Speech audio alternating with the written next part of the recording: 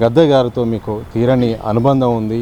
సంబంధించిన ఏ సభకి వెళ్ళినా కానీ వారి సంబంధించిన కార్యక్రమానికి హాజరవుతున్నారు. విగ్రహం యొక్క ప్రాధాన్యత ఏంటి, ఏం చెప్పదలుచుకున్నారు?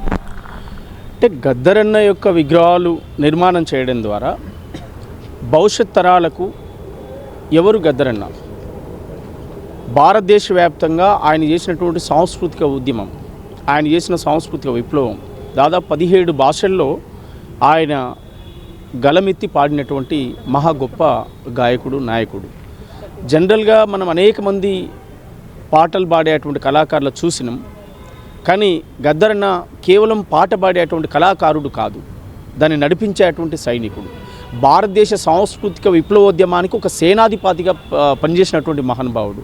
ఆయన పాటలిని సామాన్యులు సైతం గుతుపలందుకొని, కర్రలందుకొని దొరల గడీలపై, పెత్తందారులపై, భూస్వాములపై పోరాటం చేసినటువంటి చరిత్ర ఉంది. అక్షరం ముక్క రాకపోయినా కూడా ఆత్మగౌరవం మాకు ఉంది అని చెప్పి ఆయుధాలు పట్టినటువంటి చరిత్ర ఆయన పాటకుంది. అక్షరం ముక్క రాకపోయినా కూడా భారత రాజ్యాంగం అంటే ఇట్లుంటుందా అని తెలుసుకున్న చరిత్ర ఆయన పాటకుంది. అందువల్ల తుపాకీ తూటా నుంచి బ్యాలెట్ వరకు ఆయన నడిచినటువంటి సాంస్కృతిక ఉద్యమం మొత్తం చూసుకుంటే ఆయన ఏ క్షణం కూడా తన కోసం, తన పిల్లల కోసం, తన స్వార్థం కోసం బతికినవాడు కాదు. ఈ ప్రాణాన్ని గాలికి వదిలేసి, సమాజానికి వదిలేసి, ఈ ప్రాణం ఎప్పుడన్నా పోనీగాక నా చివరి ఊపిరి వరకు నేను ప్రజల కోసం, పీడిత ప్రజల గొంతునై జీవిస్తానని బతికినటువంటి వాడు. ప్రజల కాళ్ళ కింద దుమ్మునై బతుకుతాను, పాలకుల కంట్లో నలుసునై బతుకుతానని చెప్పినటువంటి వాడు.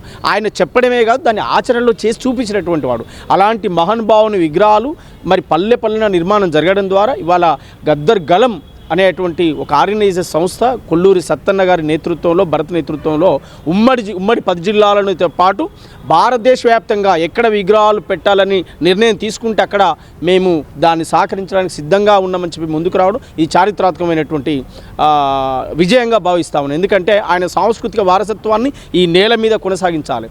భవిష్యత్ తరాలు ఎవరు కూడా బాంచన్ని కాల్ముక్త నుండి బందూకులు పెట్టినటువంటి చరిత్ర తెలుగు నేలకు ఉంది. ఆ తెలుగు నేలలో గద్దరన్న పాట సాహసపేతమైనటువంటి పాట. అది ప్రాక్టికల్గా ఆ మాటలు చెప్పి 4 ఏసీ రూమ్లో కూర్చొని 4 కవితలు రాసి ఆహా ఊహో అని చెప్పేటోడు కాదు. యుద్ధంలో దొంగ ఎదురు కాల్పుల్లో కనుమూసిన అమరులను మోసినటువంటి పాట, భారత రాజ్యాంగాన్ని మోసినటువంటి పాట.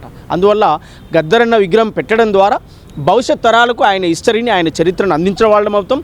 ఈ నేలకు తిరుగుబాటు తత్వాన్ని సంకేతం. ఆయన ముఖం చూడగానే ఏం కనిపిస్తుంది ప్రజలకు అంటే, ఆయన ముఖం చూడగానే, ఆయన కవలికలు చూడగానే, ఆయన పాట వినగానే, ఆయన శబ్దం, ఆయన మాట వినగానే ఏం కనిపిస్తుంది అని అంటే, ఈ నేలలో ప్రతి మనిషికి, ప్రతి జీవికి హక్కు ఉంది, స్వేచ్ఛ ఉంది.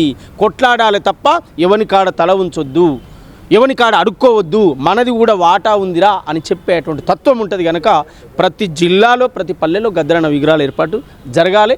ఖచ్చితంగా ఆ బాధ్యతను భుజాన్ని వేసుకొని పనిచేస్తా ఉన్నాం. గద్దరన్న పాటల ప్రభావం మీపై ఎంత ఉంది, అలాగే మీకు నచ్చిన పాట, అలాగే మీరు పాడాల్సిన ఒక పాట రూపంలో చెప్పండి. ఆయన ఏ పాటనైనా మాకు నచ్చుతుంది. ఒక పాట అని మేము ఏం చెప్పలేము. ఎందుకంటే ఆయన నోట్లకెళ్ళి ఆ అన్న పాటే, ఊ అన్న పాటే. ఆయన మైకాడికి వచ్చిండంటే లక్షలాది మంది పిన్ డ్రాప్ సైలెన్స్ అయిపోతారు. అంతసేపు అడావుడిగా లొల్లి గోలగా ఉన్నటువంటి ప్రతి మీటింగు గద్దరన్న వచ్చిండనగానే పిన్ డ్రాప్ సైలెంట్ అయ్యి ఏం చెప్తాడో విందామనేటువంటి పరిస్థితి ఉంటుంది. కనుక ఒక పాటని ఇది బాగుంది, బాగలేదని మేము ఏది కూడా పోల్చలేం.